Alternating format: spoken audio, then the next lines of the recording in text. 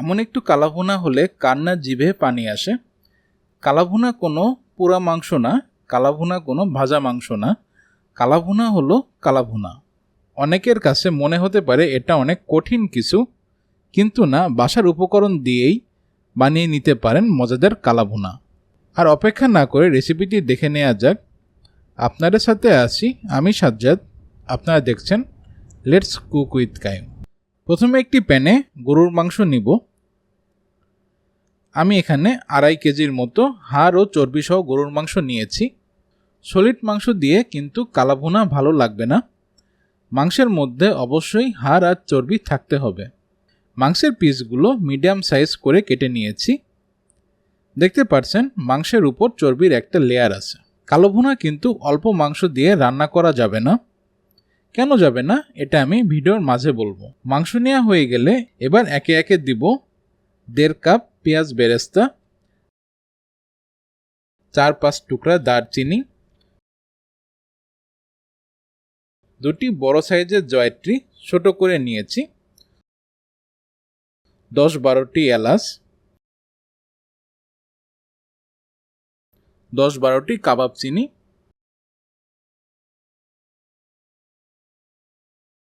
10-12টি লবঙ্গ,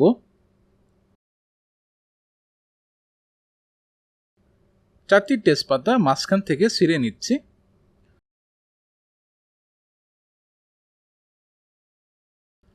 2 চা চামচ মরিচের গুঁড়া দিচ্ছি,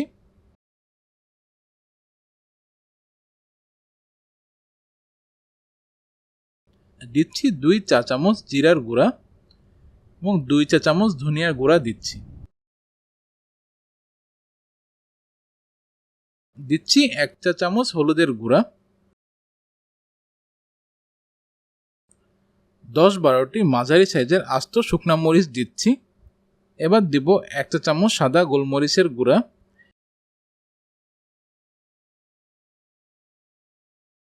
1 চা চামচ রাঁধুনির গুঁড়া,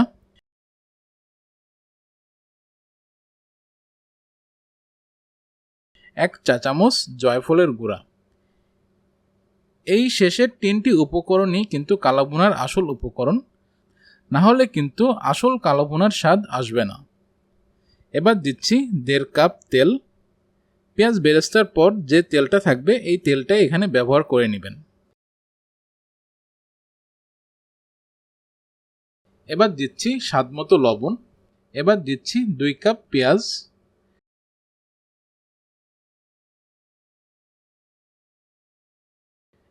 100 গ্রামের মতো আদা পেস্ট আর রসুন পেস্ট দিয়ে দিব। আমার সব উপকরণ দেয়া হয়ে গিয়েছে। এখন ভালো করে হাত দিয়ে মাখিয়ে নিব। কারো যদি ঝালে হাত জ্বালাপোড়া করে তাহলে হাতে গ্লাভস ব্যবহার করতে পারেন। একদম উল্টে পাল্টে ভালো করে মাখিয়ে নিব। মাখাতে মাখাতে মাংস নরম হয়ে যাবে। না, গরুর গোটা মাংস হাতে চাপে নরম করা যাবে না, পেঁয়াজ নরম করে ফেলতে হবে।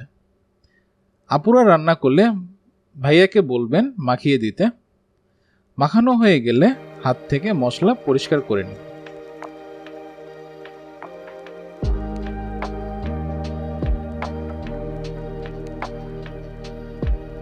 এবার প্যান চুলায় উঠিয়ে দেব। চুলা একদম হাই হিটে থাকবে।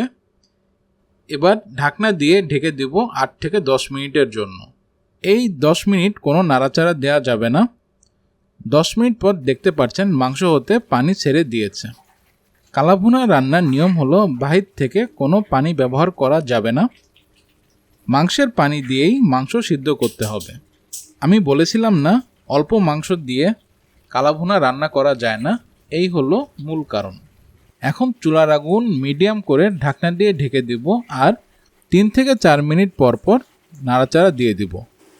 খেয়াল রাখতে হবে যাতে মশলাগুলো পুড়ে না যায়। আমি 40 মিনিট ধরেই এভাবে 10 থেকে 12 বার নাড়াচাড়া দিয়েছি। দেখতে পাচ্ছেন মাংস একদমই কালো হয়ে গিয়েছে। মাংস 80% সিদ্ধ হয়ে আসলে কালাভুনার জন্য বাগার তৈরি করে নিব। বাগার তৈরির জন্য আমি 1 কাপ সরিষার তেল নিব।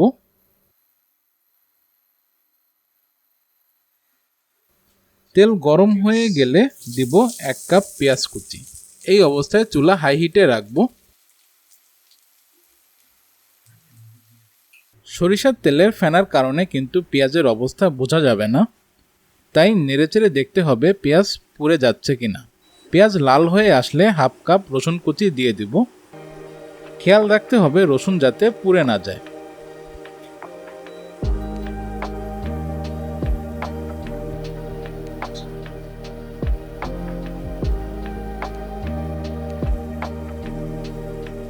যখন দেখব রসুন হালকা লাল হয়ে আসছে, তখন কিছু রান্না মাংস তেলের মধ্যে দিয়ে ঢাকনা দিয়ে ঢেকে রাখবো 4 মিনিটের জন্য। এই অবস্থায় চুলার আগুন মিডিয়াম রাখবো। ঢাকনা না খুলে এভাবেই নেড়েচেড়ে দিব। এই স্টেপগুলো ফলো করলে কালা ভুনার একদম অথেন্টিক স্বাদ পাবেন ইনশাল্লাহ। এবার সেই তেল মাংসের মধ্যে দিয়ে দিব আর চুলার হিট মিডিয়াম করে নাড়তে থাকবো।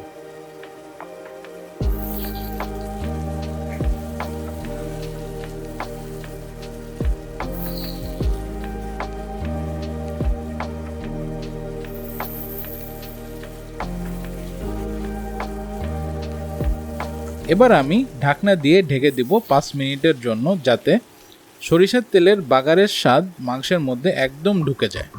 এর মধ্যেই মাংস 100% সিদ্ধ হয়ে গিয়েছে। এখন মাংসের মধ্যে কিউব করা পেঁয়াজ দিচ্ছি হাফ কাপের মতো, দিচ্ছি হাফ চা চামচ গরম মশলার গুঁড়া, আর দিচ্ছি হাফ চা চামচ রাঁধুনির গুঁড়া। এই রাঁধুনির গুঁড়া কিন্তু যে কোনো বড় মুদির দোকানেই পেয়ে যাবেন। এখন পেঁয়াজের কালার চেঞ্জ না হওয়া পর্যন্ত কষাবেন।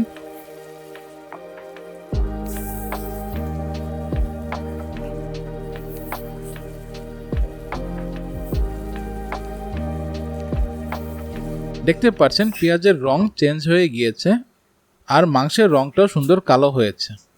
তৈরি হয়ে গেল মজাদার গরুর কালা ভুনা। এবার পরিবেশন করে নিচ্ছি।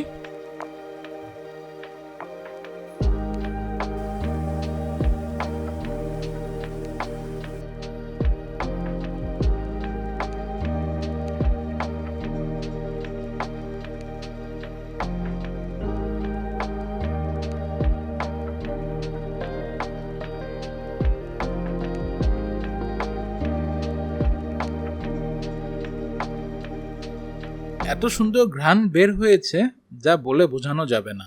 এই কালাভুনা কিন্তু সাদা ভাতের সাথেই খেতে ভালো লাগে। আপনারা রুটি বা পরোটার সাথে ট্রাই করে দেখতে পারেন। দেখতে পাচ্ছেন মাংস সুন্দর নরম হয়ে গিয়েছে, চাপ দিলেই মাংসের আঁশ খুলে যাচ্ছে। দেখতে পাচ্ছেন মাংসের ভিতরের রং সুন্দর লাল হয়ে গিয়েছে। আপনারা বাসায় ট্রাই করে দেখতে পারেন এই কালাভুনা রেসিপিটি। সবাই ভালো থাকবেন। আল্লাহ হাফেজ।